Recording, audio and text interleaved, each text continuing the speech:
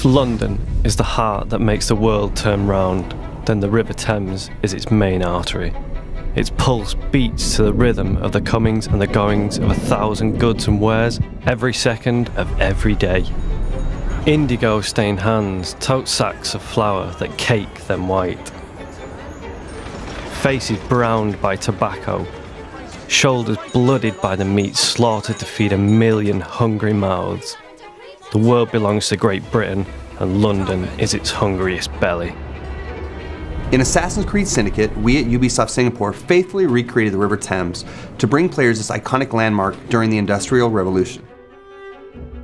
Today, the Thames is the cleanest river that runs through a major city throughout the world, but that wasn't always the case. Charles Dickens wrote, "The Thames is a dank, stinking sludge, the scene of murders and crime."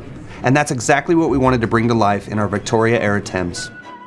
To make a believable Thames, we use a lot of historical references in the form of photographs, paintings, and maps. Using these references, we get to see how the Thames looked and felt like with the different boat types, docks, and crowds during that time period. After extensive research, we created concept art that combined historical research with artistic treatment that we want. Then, we recreated the ingredients like docks and boats in 3D that make up our world. At the end of the day, every decision we make supports the player experience. The river ingredients like water, boats, docks were designed not only to recreate Victorian London, but also to make you feel and move like an assassin in that space.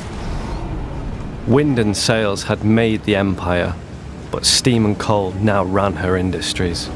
Her ships had grown shorter, flatter, and took their power from below the earth, spewing black fog into the sky. Coughing steel cans tugged and lugged Her Majesty's poorest creatures as they moved the treasures of her richest to earn their honest wage. Our challenge was to bring Syndicate gang fantasy onto the Thames, to present the players with one coherent experience where they can just jump in and play. We integrated most ingredients and system, from explosive to hiding spots, onto our moving boats, creating immersive and unique activities with minimum learning curve for the players. These contents are infinite and highly replayable, as we welcome players to spend their time exploring and immerse themselves in this flowing playground. We have created a total of 13 docks on the River Thames, and one of the challenges we face is to seamlessly integrate the docks based on the individual themes of the district. Through close collaboration with the level designers in Quebec and Montreal, we exchange ideas to shape these areas into amazing gameplay locations, while bringing the distinct flavors of each district to the docks. This helps to present London as a cohesive playground. Modernity has a strong smell, and no place on earth smelled it more than London. The Thames was trying to drink both the wastewaters of her factories and the London's mass. She could not flow fast enough to wash her muck out to sea, and so her waters were brown, thick, and nauseating. But it did not drive her people away. She was the beating pulse of the empire and a playground of opportunity. It's in our darkest hour that we decide to look for some light.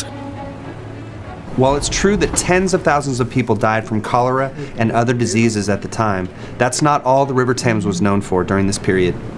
It was also the economic lifeblood of the world, filled with commercial and industrial traffic and tons of activities and life, making London the largest metropolitan city in the world of the 19th century. The Thames, the throbbing pulse of an empire, too sick to die and too greedy to heal, where London's blood runs blackest, maker of the miserable and keeper of the mean.